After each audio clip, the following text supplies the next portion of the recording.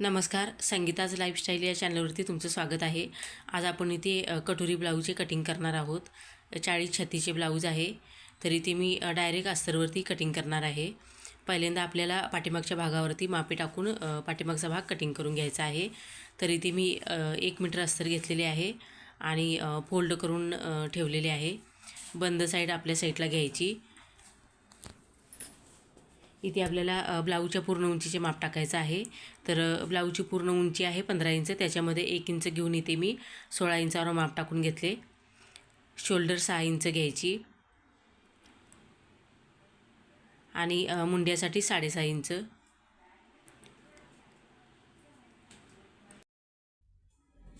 इथे आपल्याला छातीचे माप टाकायचं आहे. तर 40 छातीचा ब्लाऊज आहे. 40चा चौथा 10 इंच अधिक 2 इंच मार्जिनचे घ्यायचे आणि कमर आहे 36 इंच. त्याचा चौथा 9 इंच अधिक 1 इंच टक्स पॉईंटसाठी घ्यायचे, टक्ससाठी घ्यायचे आणि 2 इंच मार्जिनचे. त्याच्यानंतर इथे मी गळा रुंदी 2.5 इंच ठेवलेली आहे आणि गळ्याच्या साईडला पाव इंच डाऊन करून घ्यायचे. इथे पाठीमागच्या गळ्याची उंची 9.5 इंच आहे आणि रुंदी 3 इंच घेतलेली आहे. त्याच्यानंतर सरळ रेष आखून घ्यायची आणि गळ्याला गोलाकार देऊन घ्यायचा. इथे मुंड्यासाठी 1 इंच घेऊन मुंड्याला आकार काढून घ्यायचा आहे. त्याच्यानंतर इथे मी टक्स रुंदी 5 इंच घेतली आणि उंची 5 इंच.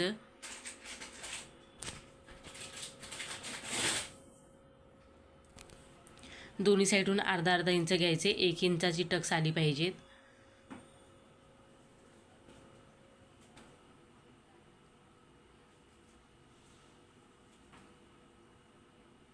इथे आपल्याला जे पाठीमागच्या भागाचे कटिंग आहे ते ठेवून पुढच्या भागासाठी माप टाकून घ्यायचं आहे.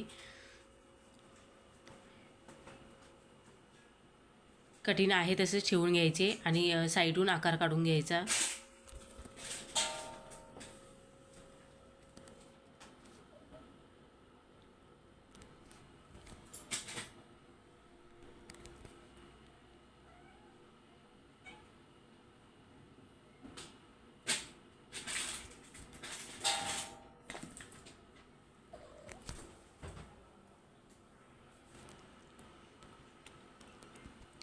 इथे एकदा शोल्डरच्या मुंड्याच्या साईडला चेक करून घ्यायचे, बराबर माप टाकून घ्यायचे.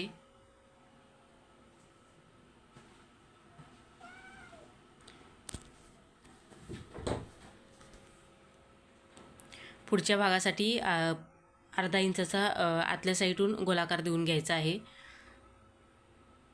त्याच्यानंतर गळा रुंदीचे माप टाकायचे आणि शोल्डर डाऊन करून घ्यायची पाव इंचाची. इथे पुढच्या गळ्यासाठी मी 6.5 इंचावर माप टाकून घेतले. पुढच्या गळ्याची उंची आणि रुंदी 2.5 इंच. इथून आपल्याला 1 इंचावर माप टाकून घ्यायचं आहे आणि गळ्याला गोलाकार देऊन घ्यायचा. त्याच्यानंतर इथे आपल्याला योगपट्टीसाठी माप टाकायचं आहे. पुढच्या साईडून मी 3 इंच घेतलेले आहे आणि बगलच्या साईडला देखील 3 इंच घेतले आणि वरच्या साईडला कटोरीचा गोलाकार देण्यासाठी अर्धा इंच वाढवून घेतले. कटोरीची रुंदी इथे मी 6 इंच घेतली आणि मुंड्याच्या साईडून 2.5 इंचावर माप टाकून घेतले. इथे मी योगपट्टी खालच्या साईडला 1 इंच वाढवून घेतलेली आहे.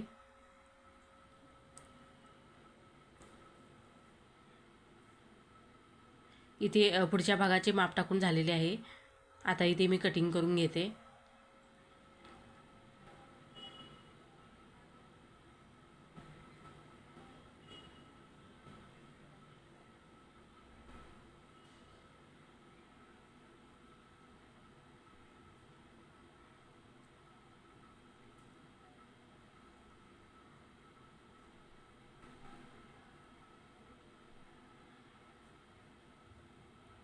त्याच्यानंतर इथे मी स्लीवसाठी कटिंग करून घेते मापे टाकून. तर खालच्या साईडून कापड सरळ करून घ्यायचा. तर बाहीची पूर्ण उंची आहे 6.5 इंच. त्याच्यामध्ये 1 इंच घेऊन 7.5 इंचावर माप टाकून घ्यायचे.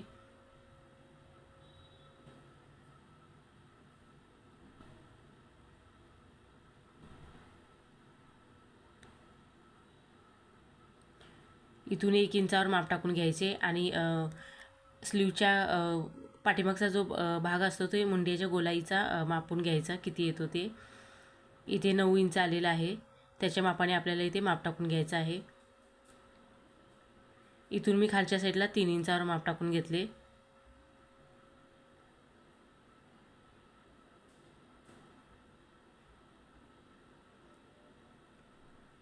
इथे आपल्याला पुढच्या साईडला जॉईंट येणार आहे, तर इथे मी पिन लावून घेतले कटिंग करून.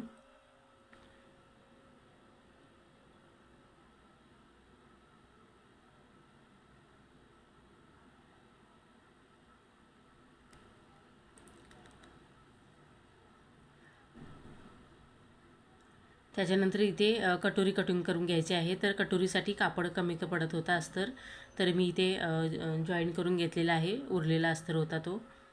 त्याच्यानंतर कटोरी क्रॉसमध्ये ठेवून घ्यायची आणि साईडून आहे तसाच आकार काढून घ्यायचा.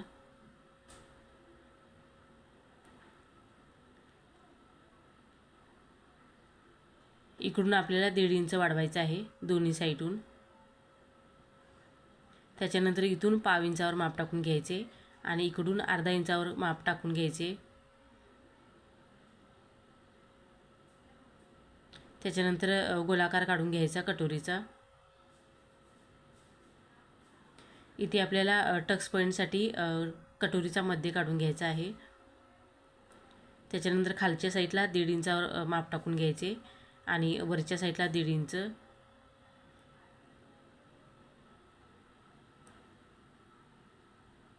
दोन्ही साईडून जोडून घ्यायचे चॉकने आणि इथून आपल्याला 1.5 इंचावर माप टाकायचं आहे टक्ससाठी.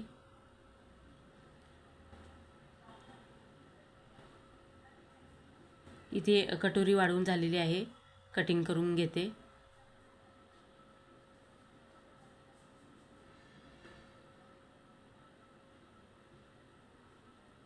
परत एकदा फोल्ड करून ठेवायची. एक्स्ट्राचा जर कापड असेल तर कटिंग करून घ्यायचा आणि टक्सची जे पॉईंट दिलेला आहे तिथे कट देऊन घ्यायचा.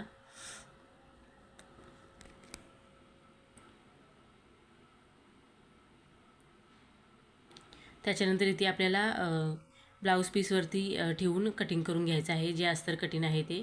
तर इथे मी ब्लाऊज पीस उलट्या साईडून फोल्ड करून ठेवलेला आहे. पहिल्यांदा इथे मी स्लीवची कटिंग करून घेते.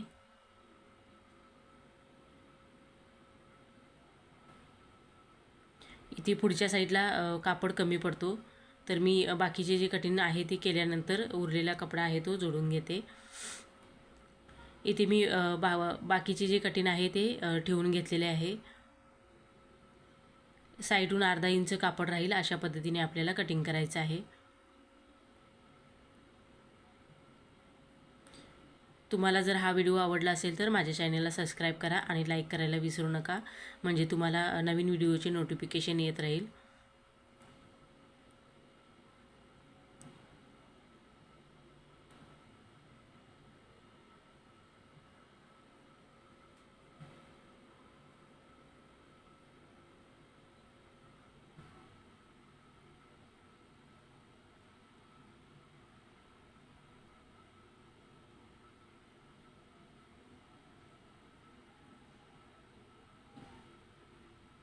कटोरी कधी पण क्रॉसमध्येच ठेवून घ्यायची, म्हणजे फिटिंगला व्यवस्थित येते, चेस्टमध्ये टाईट होत नाही ब्लाऊज घातल्यानंतर.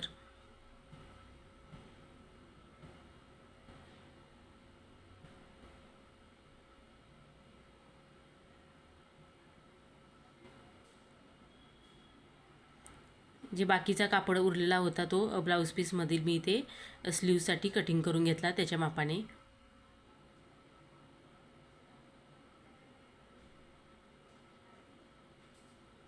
इथे पूर्ण ब्लाऊजचे कटिंग झालेले आहे.